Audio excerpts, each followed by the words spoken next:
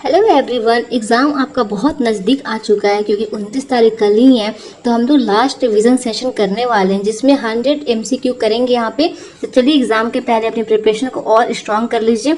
और इसके पहले मैंने जितना भी वीडियो कराया हुआ है जाकर एक बार आप लोग डिस्क्रिप्शन में लिंक चेक कर लीजिएगा प्लेलिस्ट का, अगर टाइम होगा तब, वरना आप इस वीडियो को पक्का देखिएगा। 100 ऑब्जेक्टिव क्वेश्चन। चलिए स्टार्ट करते हैं, टाइम वेस्ट नहीं करेंगे। पहले एंशिएंट मिडाइवल हिस्ट्री से 1 से लेके 25 क्वेश्चन देखेंगे। उसके बाद साइंस का और सारे सब्जेक्ट का जिसमें भी आता है, इंग्लिश, जीके और जीएस, हिंदी, सारे को हम लोग देखेंगे। ठीक है, तो क्वेश्चन नंबर 1 क्या कहता है बच्चों कि मनुष्य द्वारा सर्वप्रथम किस पशु को पालतू बनाया गया था। यानी कि मनुष्य के द्वारा सर्वप्रथम किस पशु को सबसे पालतू बनाया गया, सबसे पहले पालतू बनाया गया था। तो उस पशु का नाम क्या था? उस पशु का नाम था कुत्ता। क्या था? कुत्ता। यानी कि डॉग को क्या बनाया था? मानव के द्वारा सर्वप्रथम सबसे पहले क्या बनाया था?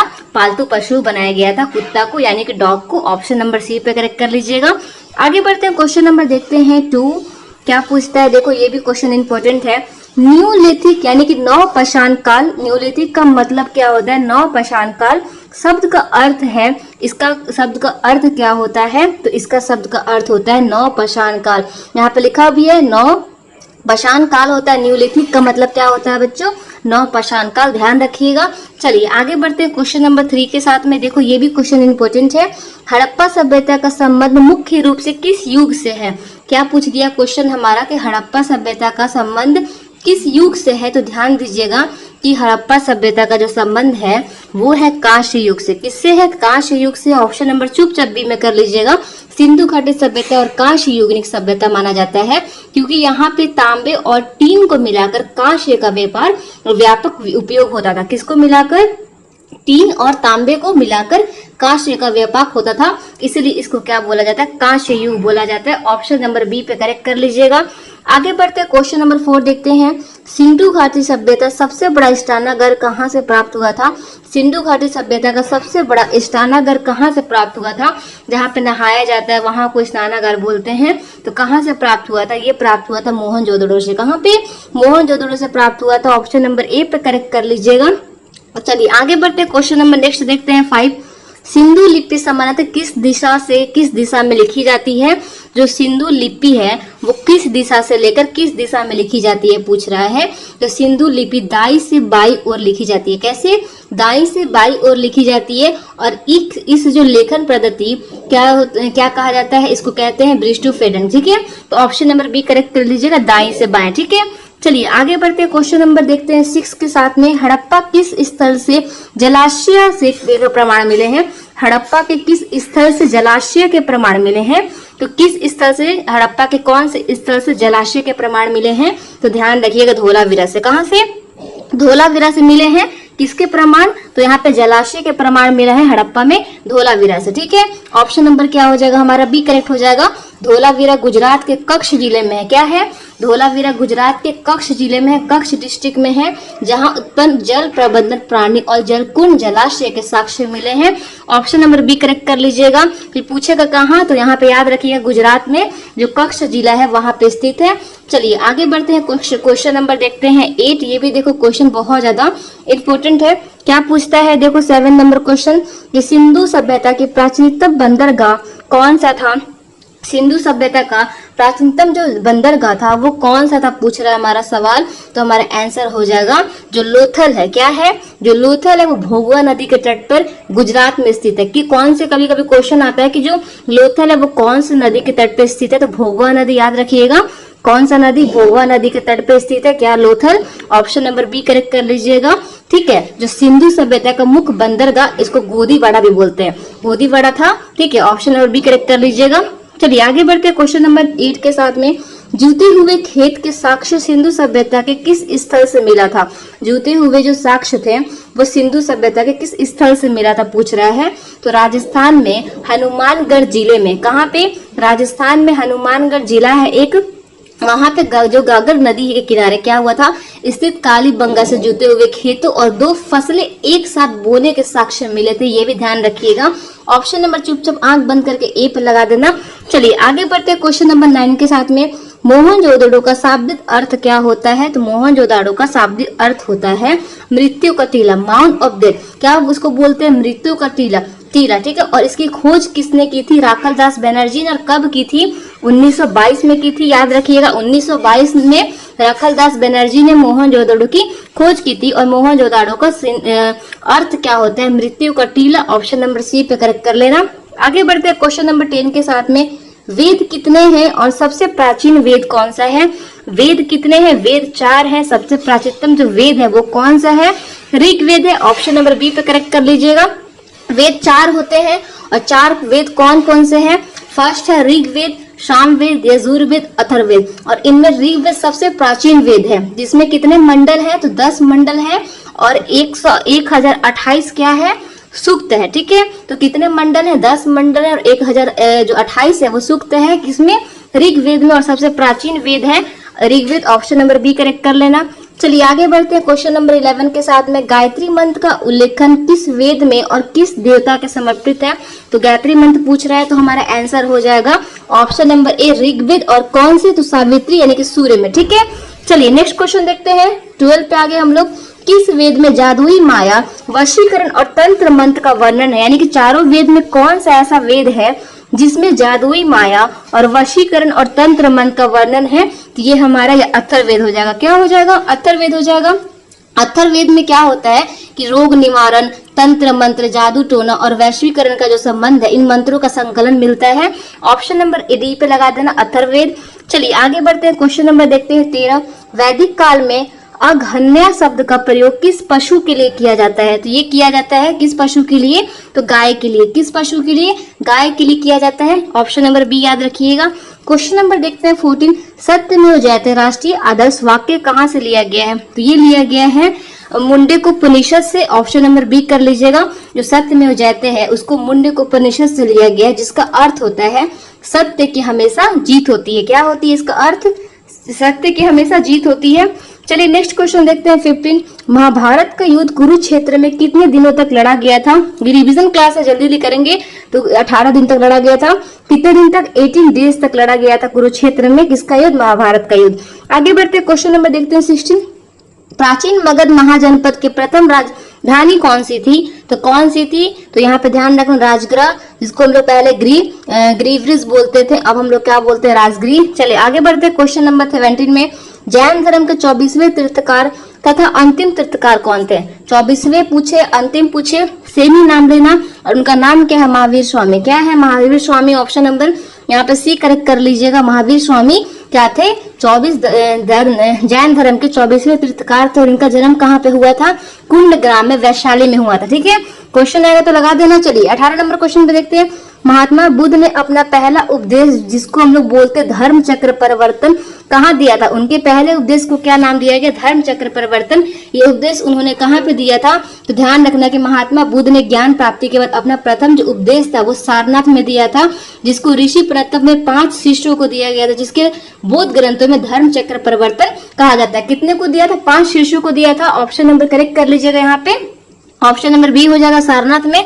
चलिए आगे बढ़ते हैं क्वेश्चन नंबर 19 के साथ में। तृतीय बौद्ध संगीत का आयोजन किसके शासनकाल में और कहाँ पे हुआ था? तृतीय पूछ रहे हैं। ये हुआ था अशोक के शासनकाल में। और कब हुआ था? कहाँ पे हुआ था? पाटलिपुत्र में। अशोक के शासनकाल में हुआ था। कहाँ पे हुआ था? पाटलिपुत्र, याद रखिएगा। आगे बढ़ते हैं क्वेश्चन नंबर 20 के साथ। ये देखो क्वेश्चन इंपोर्टेंट है। मौर्य साम्राज्य के संस्थापक पूछ दिया। मौर्य साम्राज्य के संस्थापक कौन है? Chandragupta Maurya. Option number C correct हो जाएगा। 21 देखो, मेघास्तनीज किसके दरबार में राजदूत के रूप में पाटलिपुत्र में आया था? तो मेघास्तनीज जो था वो चंद्रगुप्त क्या था? चंद्रगुप्त के दरबार में क्या आया था? पाटलिपुत्र आया था। मेघास्तनीज किसके दरबार में राजदूत के रूप में आया था? तो मेघास्तनीज जो था वो चंद्रगुप्त मौर्य के दरबार में आया था, ठीक है। ऑप्शन नंबर बी करेक्ट कर लीजिएगा। आगे बढ़ते हैं, क्वेश्चन नंबर देखते हैं यहाँ पे।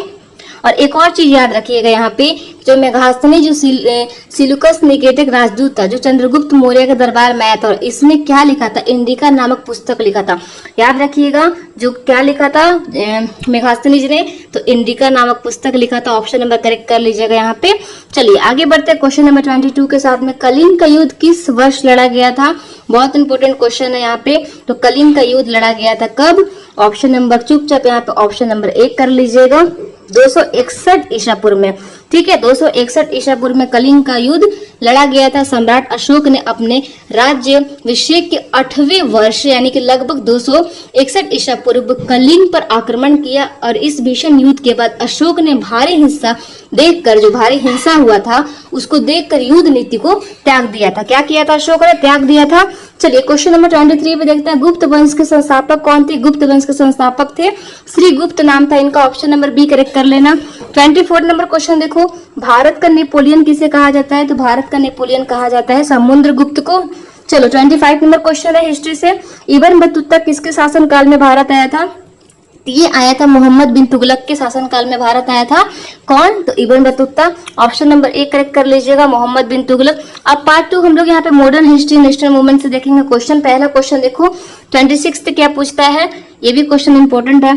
दिल्ली सल्तनत की स्थापना किसने और किस वर्ष की थी? तो किसने की थी? तो कुतुबुद्दीन ऐबक। और कब की थी?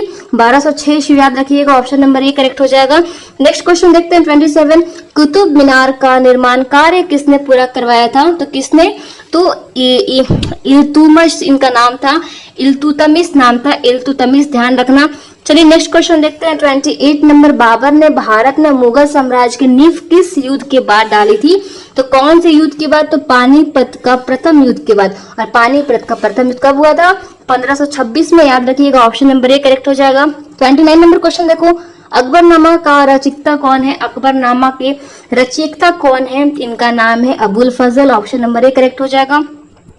क्वेश्चन नंबर 30 पे आते हैं, शिवाजी का राज्याभिषेक कहाँ हुआ था? तो इनका राज्याभिषेक कहाँ पे हुआ था? छत्रपति शिवाजी महाराज का जो राज्याभिषेक हुआ था वो कहाँ पे हुआ था? तो रायगढ़ में हुआ था। कहाँ पे हुआ था? रायगढ़ में हुआ था। पूरा नाम याद रखना, छत्रपति शिवाजी महाराज जी, इनका कहाँ पे हुआ था राज्याभिषेक? तो रायगढ़ में हुआ था, ध्यान रखना। क्वेश्चन नंबर 31 पे आ जाइए, भारत आने वाले प्रथम यूरोपीय व्यापारी या देश कौन सा था? तो ये था कौन? पुर्तगाली। कौन? पुर्तगाली, ध्यान रखिएगा, ऑप्शन नंबर करेक्ट हो जाएगा हमारा सी। चलिए 32 पे आते हैं, प्लासी का युद्ध कब लड़ा गया था?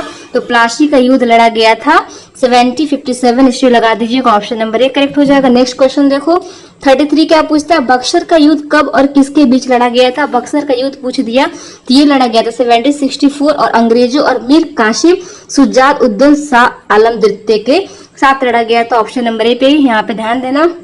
चलो आते हैं 34 नंबर क्वेश्चन के साथ में, जो कि ये सबसे फेवरेट क्वेश्चन है हर एग्जाम के लिए।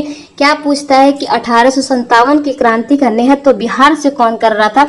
अलग अलग जगह से अलग अलग लोग कर रहे थे, तो यहाँ बिहार से पूछ लिया कि बिहार से कर रहे थे Veer Kunwar Singh, option number A correct कर लीजिएगा। कौन कर रहे थे? बिहार के जगदीशपुर के जमींदार बापू जिसको बोलते हैं वीर कुंवर सिंह ने 1857 के महान विद्रोह का नेतृत्व किया था और अंग्रेजों को कड़ी चुनौती दी थी, इन्होंने वीर कुंवर सिंह ने, ऑप्शन नंबर ए करेक्ट कर लेना। 35 नंबर क्वेश्चन देखिए, भारतीय राष्ट्रीय कांग्रेस की स्थापना कब और किसने की थी? ऑप्शन नंबर ए करेक्ट कर लीजिएगा 85, और किसने की? एवं हुम इनका नाम था। चलिए आते हैं 36 नंबर क्वेश्चन देखते हैं, बंगाल का विभाजन किस वर्ष और किसके समय में हुआ था? तो बंगाल का विभाजन हुआ था 1905 में, लॉर्ड कर्जन के समय में, ऑप्शन नंबर ए करेक्ट कर लीजिएगा। आगे बढ़ते क्वेश्चन नंबर देखते हैं 37, ये भी क्वेश्चन देखो इंपॉर्टेंट है, महात्मा गांधी ने दक्षिण अफ्रीका से भारत वापसी किस वर्ष की थी? तो महात्मा जो गांधी थे वो 9 जनवरी 1915, याद रखना 9 जनवरी 1915 को महात्मा गांधी दक्षिण अफ्रीका से हमेशा के लिए क्या भारत लौटे थे? हमेशा के लिए भारत कब लौटे थे? 9 जनवरी 1915 को महात्मा गांधी दक्षिण अफ्रीका से भारत हमेशा के लिए लौटे थे और इसी उपलक्ष्य के प्रतिवर्ष 9 जनवरी प्रभावशील भारतीय दिवस मनाया जाता है, ये भी ध्यान रखिएगा, तो ऑप्शन नंबर ए करेक्ट हो जाएगा। आगे बढ़ते क्वेश्चन नंबर 38 के साथ, चंपारण सत्याग्रह कब हुआ था और किससे संबंधित है ये?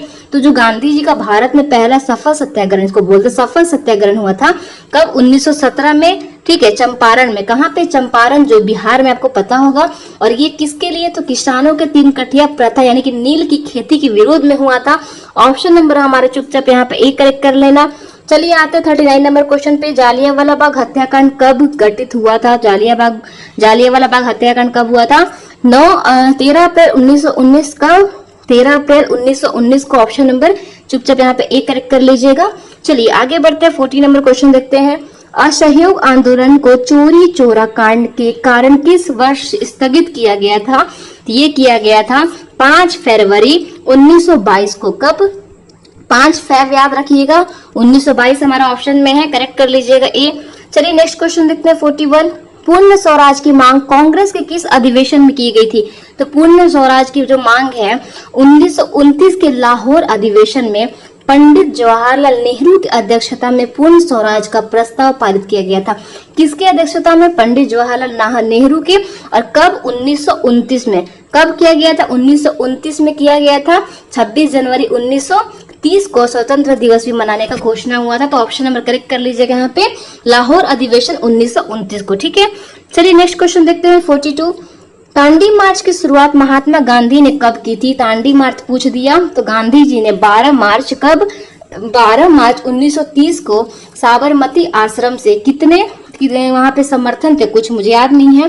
तो 6 अप्रैल को नमक कानून को तोड़कर सविनय अयोग्य आंदोलन की शुरुआत की थी। कब?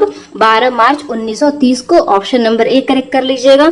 चलिए नेक्स्ट क्वेश्चन देखते हैं 43। इनकलाब जिंदाबाद का नारा किसने दिया था? ये नारा दिया था हसरत मोहानी। ये कौन दिया था? हसरत मोहानी इनका नाम था। ऑप्शन नंबर डी करेक्ट कर लीजिएगा।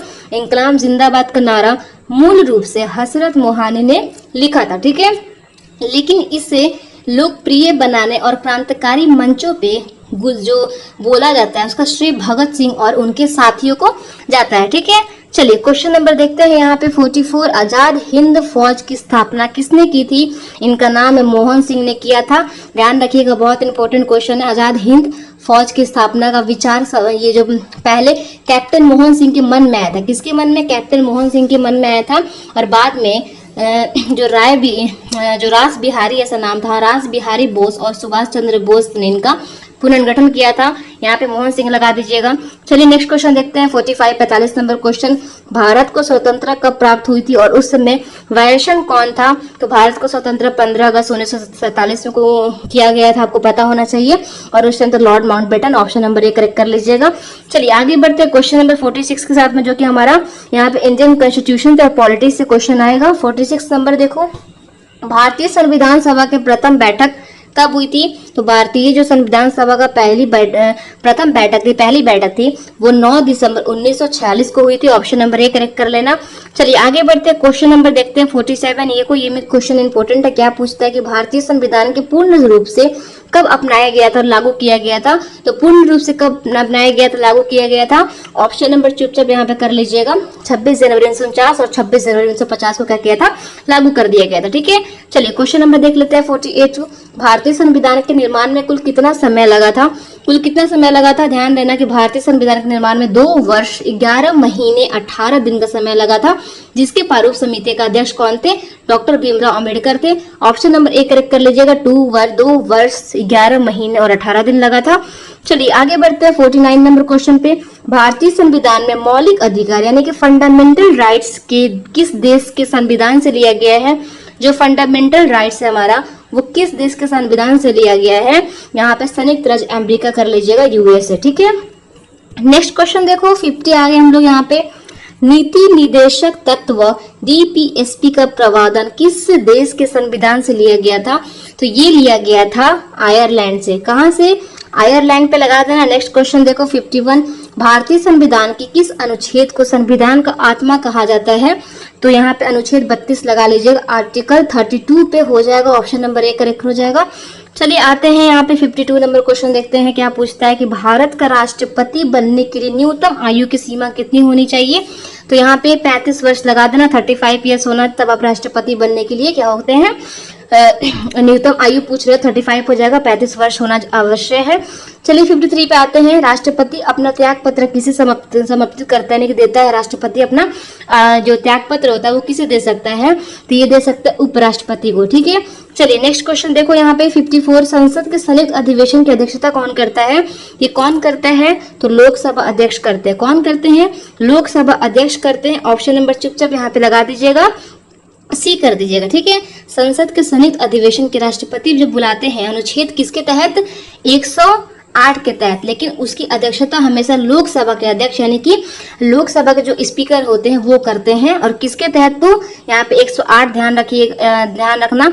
चलो 55 नंबर क्वेश्चन देखते हैं। धन विधेयक जो मनी बिल होता है वो सबसे पहले कहाँ प्रस्तुत किया जाता है, तो धन विधेयक को सबसे पहले कहाँ प्रस्तुत किया जाता है, यानी कि मनी बिल को कहाँ पे प्रस्तुत किया जाता है, तो यहाँ पे लोकसभा में। कहाँ पे, लोकसभा में धन विधेयक केवल लोकसभा में ही प्रस्तुत किया जाता है, ध्यान रखना। और किसके तहत, अनुच्छेद 110 के तहत। किसके, अनुच्छेद 110 याद रखिएगा। इससे पारित करने में राज्यसभा के पास सीमित शक्तियां 14 दिन तक है। कितने, 14 दिन तक, 14 डेज, ध्यान रखना। चलो लोकसभा ध्यान रखना। चलिए 56 नंबर क्वेश्चन देखते हैं।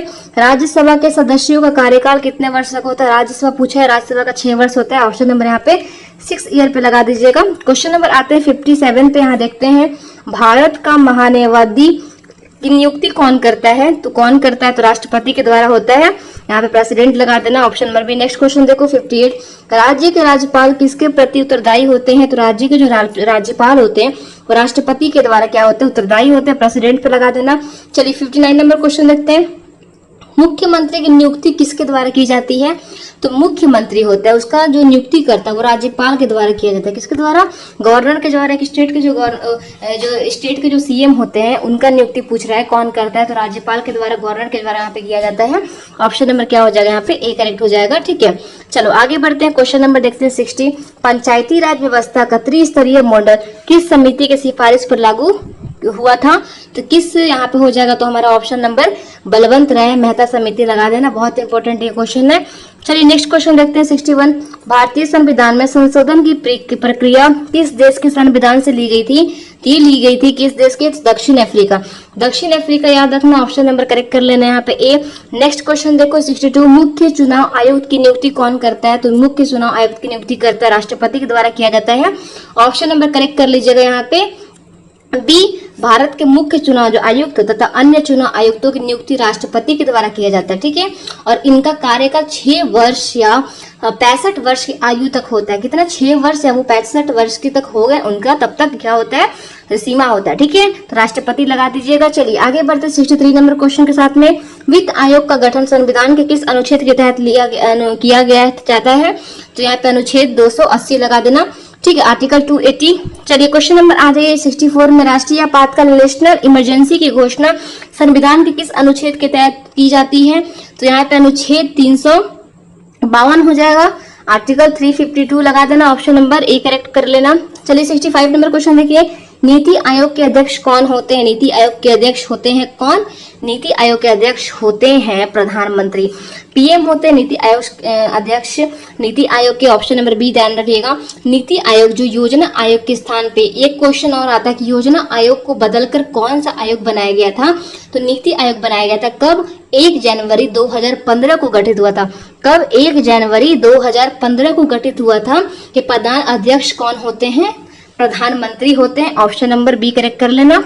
चलिए 66 नंबर क्वेश्चन देखो। सौर मंडल का सबसे बड़ा ग्रह पूछ दिया कि सौर मंडल का सबसे बड़ा ग्रह होता है बृहस्पति, जुपिटर होता है। कौन होता है, बृहस्पति होता है, जुपिटर होता है। ऑप्शन नंबर करेक्ट कर लेना बी। 67 नंबर क्वेश्चन देखो। पृथ्वी की जुड़वा बहन यानी कि ट्विन प्लैनेट किस ग्रह को कहा जाता है, तो किसको कहते हैं, तो सूर्य को। किसको, सूर्य को कहा जाता है, सी कर लेना। नेक्स्ट क्वेश्चन देखो। सूर्य का प्रकाश पृथ्वी तक पहुंचने में लगभग कितना समय लगता है, तो कितना लगता है, तो ध्यान रखना, बहुत इंपॉर्टेंट ये क्वेश्चन है।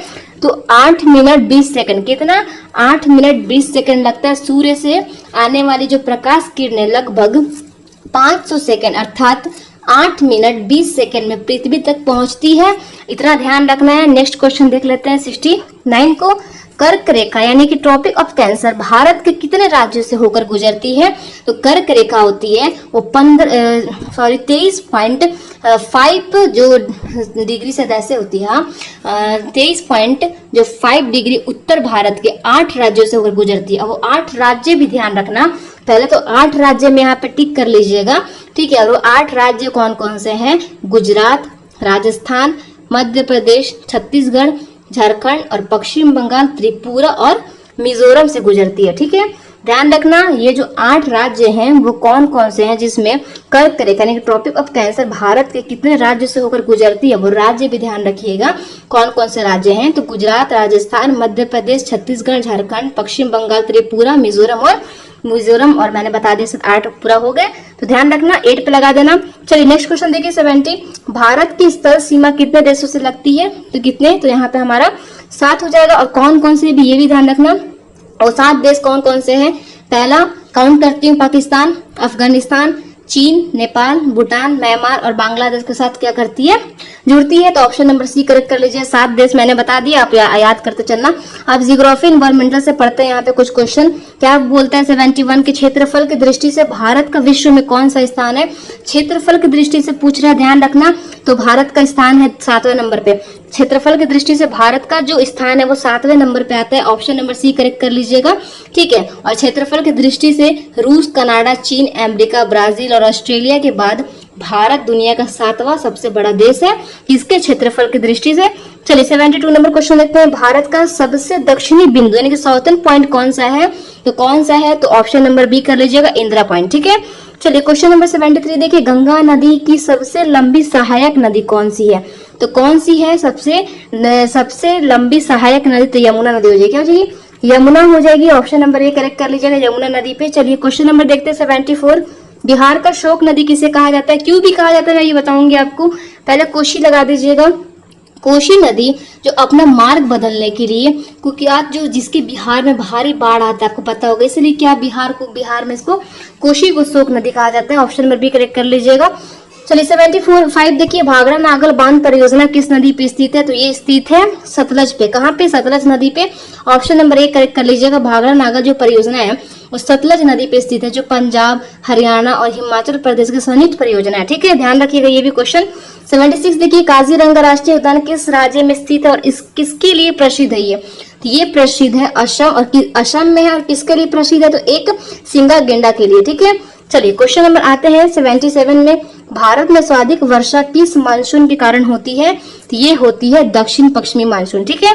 चलिए 78 में आ जाइए, काली मिट्टी यानी कि रेगुर जो सोइल होती है वो सर्वाधिक विस्तार किस राज्य में पाया जाता है, ये पाया जाता है महाराष्ट्र में, कहाँ पे, महाराष्ट्र में पाया जाता है। तो काली जो मिट्टी होती है, ठीक है, रेगुर सोइल इसको बोलते हैं, जिसके कपासी और रेगुर मिट्टी भी कहा जाता है, ये सर्वाधिक विस्तार महाराष्ट्र और मध्य प्रदेश में ये कपास की खेती के लिए उत्तम है, ठीक है, किसके, कपास की खेती के लिए, याद रखिएगा। चलिए 79 पे आ जाइए, भारत में सबसे पहले रेलवे लाइन कहाँ से कहाँ तक चली थी और कब चली थी पूछ रहा है। ऑप्शन नंबर यहाँ पे लगा दीजिएगा, ए मुंबई से थाने चली थी 1853 में, ये आपको पता होना चाहिए। चलिए 80 नंबर क्वेश्चन पे आ जाते हैं, भारत का सबसे लंबा राष्ट्रीय राजमार्ग यानी कि नेशनल हाईवे कौन सा है, नेशनल हाईवे कौन सा है। ऑप्शन नंबर चुपचाप यहाँ पे ए कर दीजिएगा। चलिए आते हैं 81 पे, कार्य यानी कि वर्क का मात्रक क्या है, वर्क का मात्रक होता है जूल, क्या होता है, वर्क का मात्रक जूल होता है। 82 पे आ जाओ, प्रकाश वर्ष लाइट ईयर किसका मात्रक है, लाइट ईयर मात्रक है दूरी का, डिस्टेंस का ध्यान रखना। ऑप्शन नंबर करेक्ट कर लीजिएगा यहाँ पे, डी प्रकाश वर्ष निवाद में प्रकाश द्वारा 1 वर्ष में तय की गई दूरी है, जो खगोलीय दूरिया को मापने का मात्रक है। तो ऑप्शन नंबर दूरी डिस्टेंस हो जाएगा। नेक्स्ट क्वेश्चन, सामान्य मनुष्य के लिए स्पष्ट दृष्टि की न्यूनतम दूरी कितनी होती है, सामान्य मनुष्य के लिए स्पष्ट दृष्टि की न्यूनतम दूरी कितनी होगी, कितनी हो जाएगी, 25 सेंटीमीटर लगा दीजिएगा। ऑप्शन नंबर यहाँ पे एक करेक्ट हो जाएगा हमारा। जो एक स्वस्थ नेत्र होता है, यानी कि एक स्वस्थ आंख हमारा होता है, उसके लिए स्पष्ट दर्शन की न्यूनतम है वो 25 सेंटीमीटर होती है। तो 25 सेंटीमीटर पे लगा दीजिएगा यहाँ पे।